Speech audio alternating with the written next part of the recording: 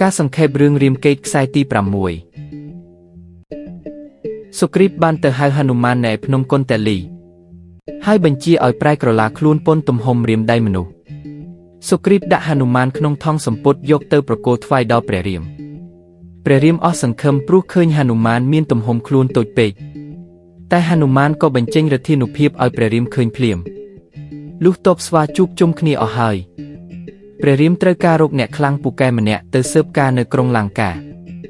សុគ្រីពឆ្លើយថាខ្លួនចាស់ហើយបើគ្រាន់តែទៅអាចទៅបានប៉ុន្តែបើវិលត្រឡប់មកវិញក្នុងពេលឆាប់មិនបានឡើយឯខុននន្ទបានឆ្លើយថា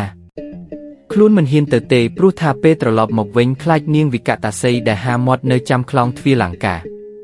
ព្រោះនាងយក្សនោះមានបូមាត់លើដល់អាកាសបូមាត់ក្រោមដល់បាតា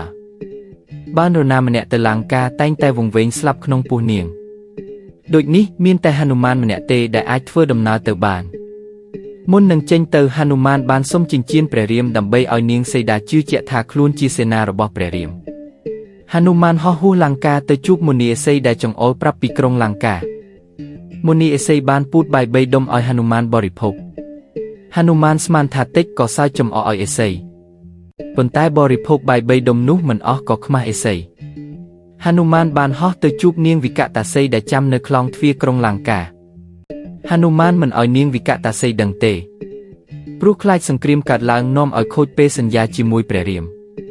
ហនុមានក៏បោះចិញ្ចៀនទៅលើអាកាសរួចចូលតាមមាត់នាងវិកតាសីហើយចេញតាមត្រចៀកដើម្បីចាប់ចិញ្ចៀនវិញហនុមានបានឃើញក្មួយក្រុងរាពណ៍ម្នាក់ឈ្មោះកម្ពីលី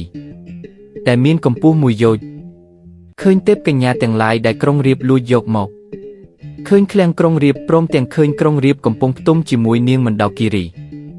ហនុមានបានចងសក់អ្នកទាំងពីរជាប់គ្នាហើយសរសេរនៅមាត់ទ្វារថាបើចង់រួចចំណងត្រូវឲ្យនាងមណ្ដោគិរីវាយក្បាលក្រុងរាពណ៍3ដង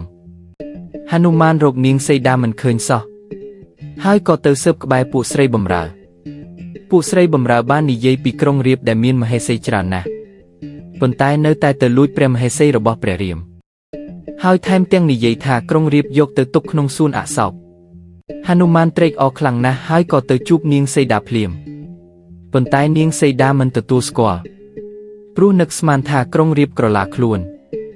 ហនុមាននិទានរឿងប្រាប់នាងសីតាតាំងពីព្រះរាមសម្លាប់ពីលីនិងចងស្ពានមេត្រីជាមួយសុគ្រីព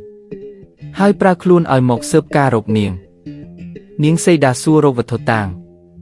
ហនុមានក៏ហុចចិញ្ចៀនថ្វាយនាងក៏ប្រគល់ចិញ្ចៀននាងមកឲ្យហនុមានទុកជាសាក្សីនៃការជួបគ្នា